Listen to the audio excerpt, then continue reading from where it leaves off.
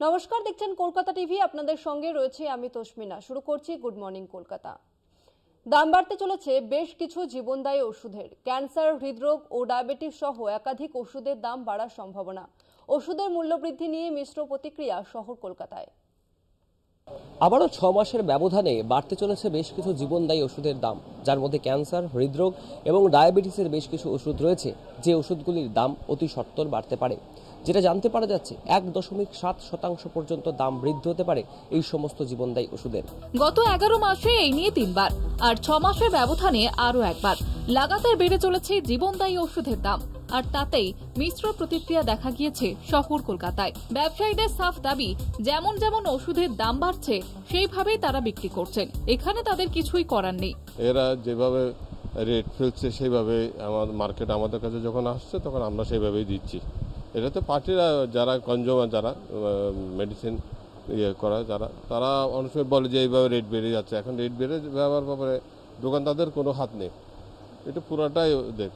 মূল্যবৃদ্ধির যুগে নিত্য প্রয়োজনীয় জিনিসের খরচ সামলে চললেও জীবনদায়ী ওষুধের খরচ কেমনভাবে কমানো সম্ভব? যেভাবে ওষুধের দাম বাড়ছে, আগামী দিনে কি হবে তা ভেবেই কুল কিনারা খুঁজে পাচ্ছে না শহরের মধ্যবিত্ত ক্রেতারা। এর জন্য সরকার তো দায় না। এই যে গরিবরা যারা গরিব মানুষ, তারা কিভাবে চলবে? এমনি কাজবাজের অবস্থা খুবই খারাপ। হ্যাঁ, এইভাবে যদি চলতে থাকে কি করে কি হবে কিছু ভেবে পাচ্ছি না। গত 1 বছরের মধ্যে 3বারে দাম বেড়েছে। ম্যাক্সিমাম টিভিএস এফবি যে মালটা আমি 126 টাকা কিনতাম, সেটা হচ্ছে 153 টাকা হয়েছে। মানে কি হারে অন্তত 30 টাকা বেড়েছে। এইভাবে চলতে যদি থাকে কিভাবে মানুষ না খেয়েই তো মরবে। তবে ব্যবসায়ীদের একাংশের দাবি, ক্যান্সার, ডায়াবেটিস, হৃদরোগের ওষুধের দাম বাড়লেও তাতে কোনো প্রভাব পড়েনি। প্রয়োজন মেনেই মানুষ ওষুধ কিনছেন। তবে ওষুধের দাম বাড়লেও সাধারণ ক্রেতাদের কথায় তারা যেটা জানাচ্ছে যে যদি এভাবে একের পর এক ওষুধের দাম বাড়তে থাকে তাহলে তারা কিভাবে ক্রয় করবেন সেই ওষুধ, কিভাবেই বা বাঁচাবেন নিজেদের জীবন। তবে শহরের যারা ওষুধের ব্যবসায়ী রয়েছেন তারা স্পষ্টত জানাচ্ছেন, দাম যেভাবেই বাড়ুক না কেন তাতে ক্রেতাদের কোনো ঘাটতি নেই। তার জন্য কোনো এফেক্ট পড়ছে না। যখন যে দামে আসছে সে দামে কাস্টমার নিচ্ছে, ওটার জন্য কোনো এফেক্ট কিছু হচ্ছে না। কাস্টমারের যেটা রিকোয়ারমেন্ট সেটা কাস্টমার নিচ্ছেই, দাম বাড়ুক বা কমুক।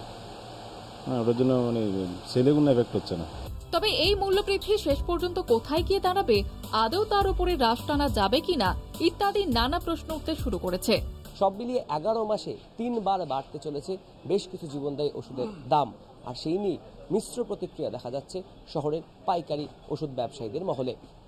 ক্যামেরায় বিশ্বজিৎ বেরার সাথে অরিত্র ঘোষ, কলকাতা টিভি। জল সংকট মিটেছে হাওড়া বেলগাছিয়ায়। বর্তমানে মূল সমস্যা ভাগাড়ে ধসের জেরেই ঘরছাড়া বহু মানুষ। বুধবার এই এলাকার বাসিন্দাদের জন্য নিয়ে আসা হয়েছিল 7টি কন্টেনার। স্থানীয় প্রশাসনই প্রাথমিকভাবে ঘরহারাদের সেখানে রাখার সিদ্ধান্ত নিয়েছে বলে জানা গিয়েছে। যদিও এই গরমে খোদেদের নিয়ে কন্টেনারে থাকতে নারাজ স্থানীয়রা। পাশাপাশি এদিনই সরকারের পক্ষ থেকে ক্ষতিগ্রস্তদের হাতে তুলে দেওয়া হলো চেক।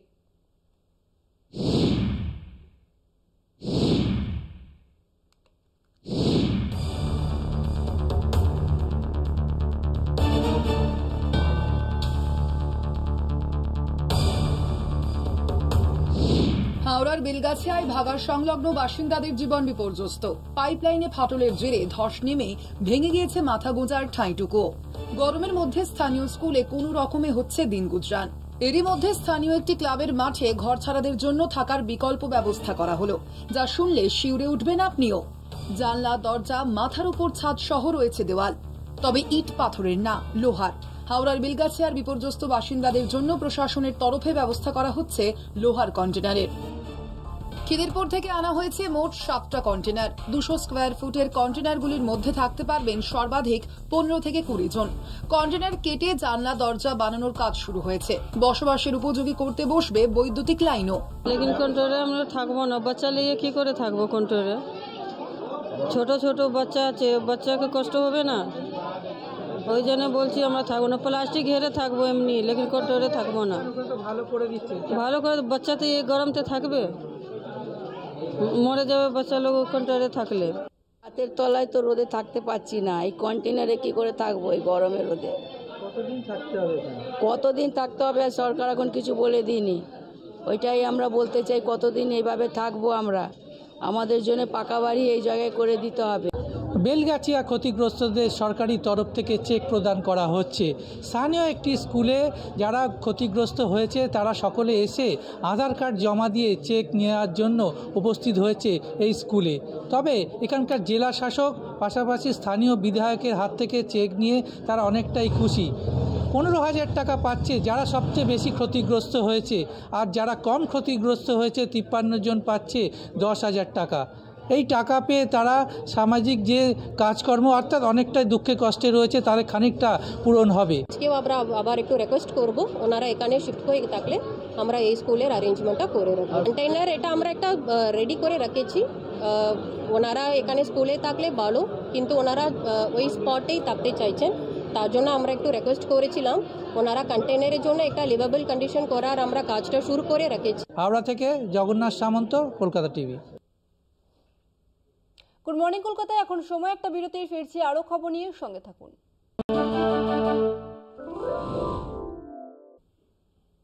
অক্সফোর্ডে মুখ্যমন্ত্রীর ভাষণে বাংলার নারী ক্ষমতায়ন, কন্যাশ্রী, লক্ষ্মীর ভাণ্ডার, নারী শিক্ষা সহ একাধিক প্রসঙ্গ মমতার ভাষণে।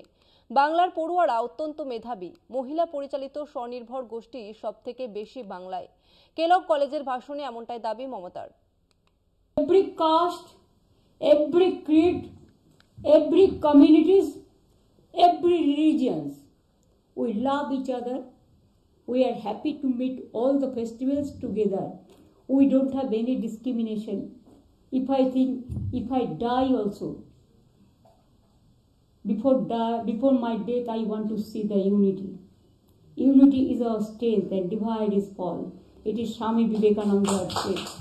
Set up so many hospitals, multi-super hospitals, mother and child hub, and we will appreciate where there is a deep jungles, there is an isolated area, there is a sea. In our state, food is totally free. Lakshmi Bhandar, it is to help the financially every month to the women as a gesture. Even we give the pension, even this Lakshmi Bhandar program, I am telling you, cash support to the women, it will continue till that lady is alive. Our students are very talented. Wherever you go, you will find out them. Their talent is excellent. But they have to get the scholarship for the education. It's very difficult. In our state, I started giving Konyasri, means girl child scholarship. They started from school, they get Konyasri scholarship. College, they get the Konyasri scholarship. And university also, they get the Konyasri scholarship. Means girl child education scholarship. More than 1 crore, 1 billion students. The girl child.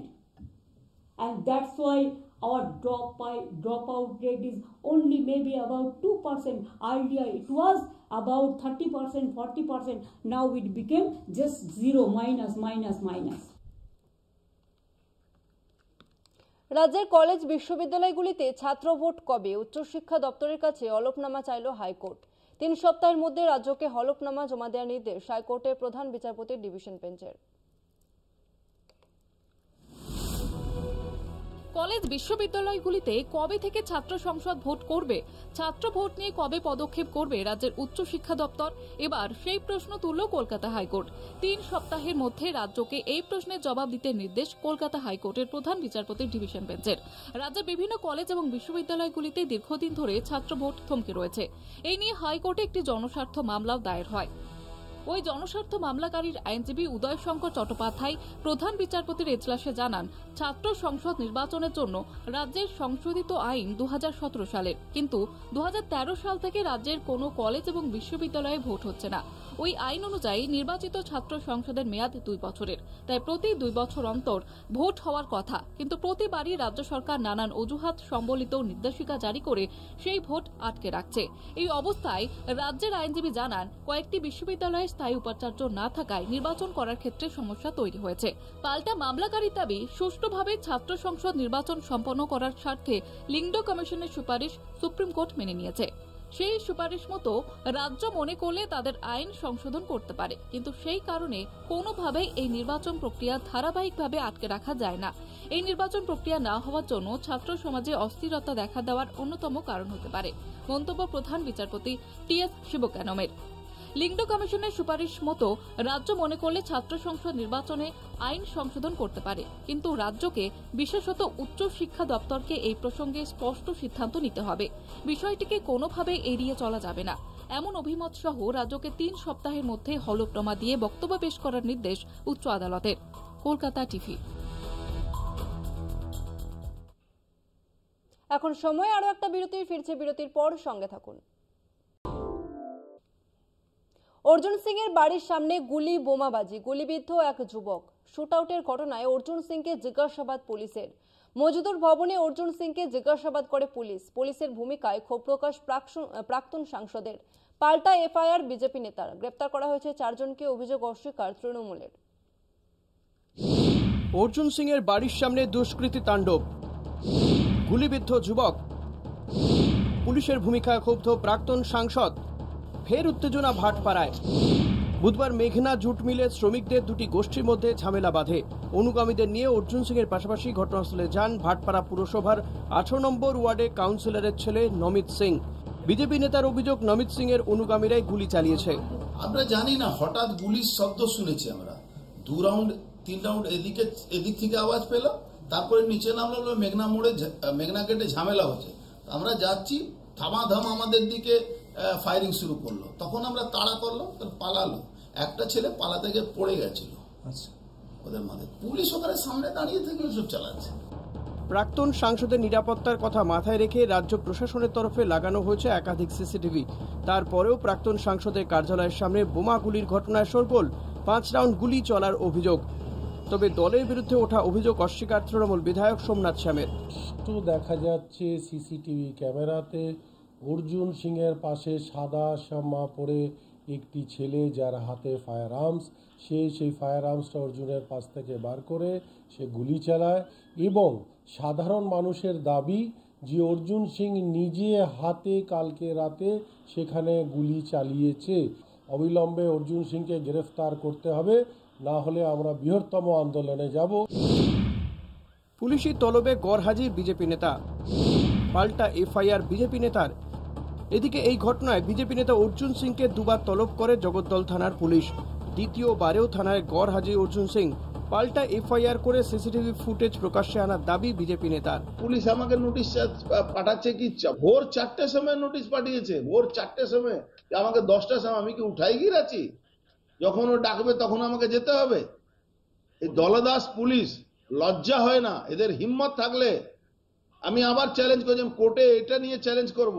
আমি বারবার বলেছিলাম কি এই নজরদারির জন্য এই camera রাখা হয়েছে, তাহলে এই ফুটেজটা কোর্টকে প্রডিউস করুক। জগদ্দলের ঘটনায় গ্রেফতার 4। ধৃতরা হলেন বান্টি দাস, আকাশ দাস, সুমিত রজক ও দশরথ বেরা। এদের বিরুদ্ধে খুনের চেষ্টা, বেআইনি অস্ত্র রাখার মামলা এবং সংগঠিত অপরাধ ঘটানোর মামলা দায়ের করেছে জগদ্দল থানার পুলিশ। জগদ্দলে অর্জুন সিং এর বাড়ির সামনে গুলি না চললে খবর। নিউটাউনে মন্তব্য প্রাক্তন সাংসদ তথা বিজেপি নেতা দিলীপ ঘোষের। গুলি চলাটা ওখানে কোনো ঘটনা নয়, এটা কোনো নিউজ নয়। যেদিন গুলি চলে না ব্যারাকপুরে, সেদিন হচ্ছে খবর যে আজ গুলি চলেনি। একজন বলেছিল আমাকে মজা করে, সন্ধ্যাবেলা জল টল খেয়ে বাড়ি আসে, তাকে একজন ধমকেছে, এই তুই রোজ রোজ মদ খাস কেন? বলে না বাবা, আমি রোজ খাই না, সপ্তাহে 2 দিন খাই। কোন 2 দিন? যেদিন বৃষ্টি হয় খাই, আর যেদিন বৃষ্টি না হয় সেদিন খাই। আজকে আমাদের ব্যারাকপুরও তাই হয়ে গেছে। কোন দিন বোম পড়ে না, কোন দিন গুলি চলে না। কেন চলছে? সরকার কি করছে? কেন চলবে? ওখানকার গরিব মানুষ শান্তিতে বাঁচার তাদের অধিকার নেই? রামনবমীর আগে ফের অশান্ত হলো ভাটপাড়া। বেলা বাড়তেই ভাটপাড়ায় পড়ল বোমা। অল্পের জন্য রক্ষা পেলেন স্থানীয় বাসিন্দারা। আটচালা বাগান রোড এলাকায় বৃহস্পতিবার দুপুরে হঠাৎই এক জুট মিল কর্মী বাড়িতে বোমা পড়ে। অল্পের জন্য রক্ষা পান জুট মিল কর্মী। ঘটনাস্থলে যায় বিশাল পুলিশ বাহিনী। আতঙ্কিত জগদ্দলের স্থানীয় বাসিন্দারা। সামনেই 26শে বিধানসভা নির্বাচন। জমি ছাড়তে রাজি নয় কোনো রাজনৈতিক দলই। এই ঘটনা ফের প্রমাণ করল ভাটপাড়া আছে ভাটপাড়াতেই, মত রাজনীতির কারবারিদের। স্থানীয়দের দাবি, পুলিশের নিরাপত্তা থাকার পরেও দুষ্কৃতীরা এসে বোমা চালাচ্ছে। এমনই নিষ্ক্রিয়তা পুলিশের অভিযোগ তুলেছেন ব্যারাকপুরের প্রাক্তন সাংসদ অর্জুন সিং। কবে শান্ত হবে ভাটপাড়া, কবে ফিরবে আবার আগের জায়গায় ভাটপাড়া, প্রশ্ন এখন এদিকেই। ভাটপাড়া থেকে শুভজিৎ সিং এর রিপোর্ট, কলকাতা টিভি।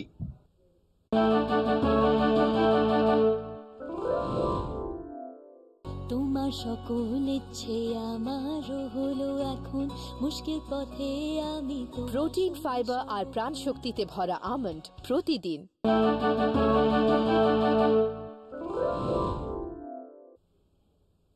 যদি আপনি কেরালার রিভলিউশনারি মার্কসিস্ট পার্টির দিকে তাকান তাহলে দেখবেন তথ্য বলছে তাদের 100% বিধায়কই মহিলা। বাস্তব ঘটনা হলো গত নির্বাচনে তাদের দলের একজন বিধায়কই জয়ী হয়েছেন, তিনি মহিলা। আসল ছবিটা অন্যরকম। ভারতের রাজনীতিতে এখনো প্রবলভাবে বহাল পুরুষতন্ত্র। বিল পাশ হয়ে গেলেও ভারতের লোকসভায় মহিলা সংরক্ষণ এখনো চালু হয়নি। কবে হবে তা নিয়ে অনেক স্পষ্টতা এখনো রয়েছে। যদিও ভোটদানের হারে দেখা যাচ্ছে মেয়েরা পুরুষের থেকে মোটেই পিছিয়ে নেই। 2024-এর লোকসভা ভোটে সারা দেশে পুরুষ ও মহিলা ভোটারদের যত মানুষ ভোট দিয়েছিলেন তার মধ্যে পুরুষ ভোটার ছিলেন 65.80 আর মহিলা ভোটারের সংখ্যা ছিল 65.78%। পুরুষদের থেকে মহিলাদের ভোটদানের হার ছিল মাত্র 0.02% কম। এই কারণে সব রাজ্যে মহিলা ভোটারদের ভোট টানতে পশ্চিমবঙ্গের লক্ষ্মীর ভান্ডারের ধাঁচে অন্যান্য রাজ্যের সুভদ্রা যোজনা, লক্ষ্মী বহিন বা কর্ণাটকের গৃহলক্ষ্মী ইত্যাদি যোজনা চালু হয়েছে। যদিও অ্যাসোসিয়েশন অফ ডেমোক্রেটিক রিফর্মস বা ন্যাশনাল ইলেকশন ওয়াচের সম্প্রতি প্রকাশিত তথ্য বলছে, মহিলাদের নিয়ে বিভিন্ন প্রকল্প নানা রাজ্যের রাজনৈতিক দলগুলি চালু করলেও মহিলা বিধায়করা এখনো সংখ্যায় বেশিরভাগই রাজ্যের পুরুষদের থেকে বহু পিছিয়ে। দেশের মোট 4092টি বিধানসভার তথ্য বিশ্লেষণ করে অ্যাসোসিয়েশন ফর ডেমোক্রেটিক রিফর্মস এবং ন্যাশনাল ইলেকশন ওয়াচ তাদের সম্প্রতি প্রকাশিত রিপোর্টে বলেছে, খুব ছোট দলগুলি বাদ দিলে মহিলা বিধায়ক সংখ্যায় শতাংশের বিচারে পশ্চিমবঙ্গে তৃণমূল কংগ্রেস 1 নম্বরে। তাদের 17% বিধায়ক মহিলা। বড় দলগুলির মধ্যে এটাই সর্বোচ্চ। এরপরে দ্বিতীয় স্থানে রয়েছে অন্ধ্রের টিডিপি, বিহারের জেডিইউ এবং উত্তরপ্রদেশের এসপি। এদের প্রত্যেকেরই মহিলা বিধায়কের সংখ্যা তাদের মোট বিধায়কের 14%। এরপর তেলেঙ্গানার বিআরএস এবং সিপিএম, এই দুই দলেরই মহিলা বিধায়ক মোট বিধায়কের 11%। 10% মহিলা বিধায়ক দুই সর্বভারতীয় রাজনৈতিক দল বিজেপি এবং কংগ্রেসের। বিজেডি এবং আপেরও মহিলা বিধায়ক মোট বিধায়কের 10%। এরপর বিহারের তেজস্বী যাদবের দল আরজেডি, তাদের মহিলা বিধায়ক মোট বিধায়কের 8%। এমকে স্ট্যালিনের ডিএমকের মহিলা বিধায়ক মোট বিধায়কের তুলনায় মাত্র 5%। এ থেকে প্রমাণ হয় বেশিরভাগ রাজনৈতিক দলের শীর্ষ পদে পুরুষ নেতা থাকায় চাপে পড়ে সেই সব রাজনৈতিক দলগুলি মহিলাদের জন্য নানা প্রকল্প ঘোষণা করলেও প্রার্থী দেওয়ার ক্ষেত্রে পুরুষ প্রার্থী তাদের বেশি পছন্দ। ফলে জয়ী প্রার্থীদের তালিকায়ও পুরুষদের তুলনায় মহিলাদের সংখ্যা অনেকটাই কম থেকে যাচ্ছে। কলকাতা টিভি।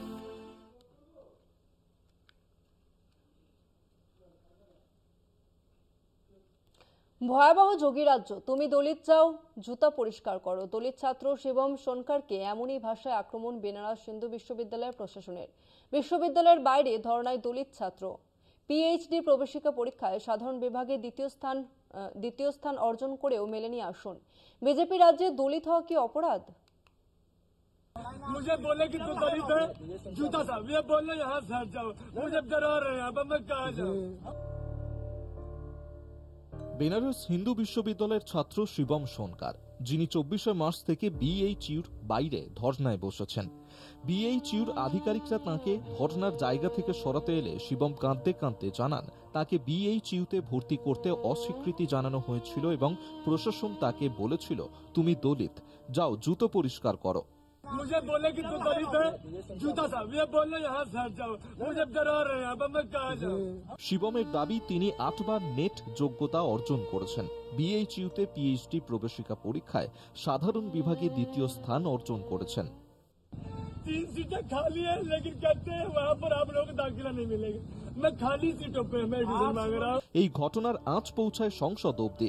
শিবমের কথা সংসদে তুলে ধরেন ভীম আর্মি প্রধান সাংসদ চন্দ্রশেখর আজাদ। काशी हिंदू विश्वविद्यालय में पीएचडी के प्रवेश परीक्षा शिवम सोनकर को के साथ न्याय नहीं हो रहा है सर, वो प्रवेश परीक्षा के लिए आंदोलन कर रहा है। শিবমের সঙ্গে দেখা করতে বেনারস হিন্দু বিশ্ববিদ্যালয়ের সামনে যান উত্তরপ্রদেশ কংগ্রেসের সভাপতি অজয় রায়। কিন্তু সেখানকার ডাবল ইঞ্জিন সরকারের কোনো দেখা মেলেনি। কঠোর পরিশ্রমের মাধ্যমে এই অবস্থান অর্জনকারী একজন মেধাবী ছাত্র আজ অন্যায়ের বিরুদ্ধে বিশ্ববিদ্যালয়ের গেটে খোলা আকাশের নিচে বসে থাকতে বাধ্য হচ্ছে। এর চেয়ে দুর্ভাগ্যজনক আর কি হতে পারে? বিজেপি রাজ্যে দলিত হওয়া কি অপরাধ? আজকের প্রগতিশীল যুগেও যে প্রশ্ন বারবার ভাবিয়ে তুলছে সাধারণ জনগণকে। Kolkata TV. Good morning Kolkata আজকের মতো এই পর্যন্তই। আপনারা দেখতে থাকুন কলকাতা টিভি, রাত দিন 7 দিন।